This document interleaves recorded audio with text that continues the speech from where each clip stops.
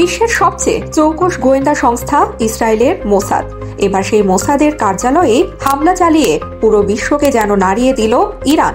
সম্প্রতি ইরানের পারমাণবিক ও সামরিক স্থাপনায় হামলা চালিয়ে যে যুদ্ধের সূচনা করেছিল ইসরায়েল, তার খেসারত এখন কড়াই গণ্ডায় দিতে হচ্ছে দেশটির প্রধানমন্ত্রী বেনিয়ামিন নেতানিয়াহুকে। আন্তর্জাতিক গণমাধ্যমের দেয়া তথ্য মতে, মধ্যপ্রাচ্যে যখন ইরান ইসরায়েল সংঘাত নিয়ে চলছে চরম উত্তেজনা, ঠিক তখনই ইসরায়েলের অভ্যন্তরে অবস্থিত একটি সামরিক গোয়েন্দা কেন্দ্র ও মোসাদের প্রধান পরিকল্পনা কার্যালয়ে পাল্টা ক্ষেপণাস্ত্র হামলা চালালো ইরানের ইসলামী বিপ্লবী গার্ড বাহিনী IRGC।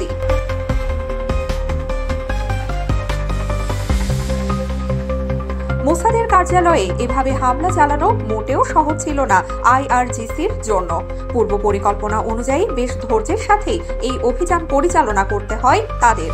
IRGCর দাবি অনুযায়ী তারা বাহির এলভে নামক উন্নত মানের ক্রুজ ক্ষেপণাস্ত্র ব্যবহার করেছে, যা একাধিক বাধা অতিক্রম করে নির্দিষ্ট লক্ষ্যবস্তুতে আঘাত হানতে সক্ষম।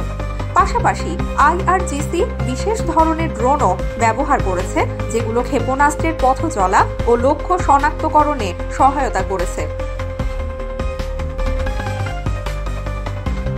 IRGC উচ্চমানের উচ্চগতি সম্পন্ন এসব ক্ষেপণাস্ত্র ও ড্রোনের সমন্বিত আক্রমণে ইসরায়েলের 3 স্তরের বিশ্ববিখ্যাত আকাশ প্রতিরক্ষা ব্যবস্থা আয়রন ডোম, ডেভিড স্লিং এবং অ্যারো সিস্টেমকে অকার্যকর করে ফেলে, আর ক্ষেপণাস্ত্রগুলো গিয়ে আঘাত হানে মোসাদের কার্যালয়ে।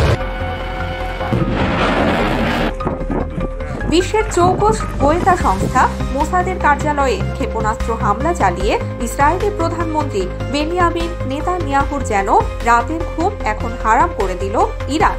এমনিতেই ইরানে হামলা চালাতে গিয়ে পাল্টা হামলার খপ্পরে পড়ে পালিয়ে আত্মগোপনে থাকতে হচ্ছে তাকে। তার ওপর এবার মোসাদের অফিসে হামলা যেন শেল হয়ে বিঁধল কট্টর ইসলাম বিদ্বেষী নেতানিয়াহুর জন্য।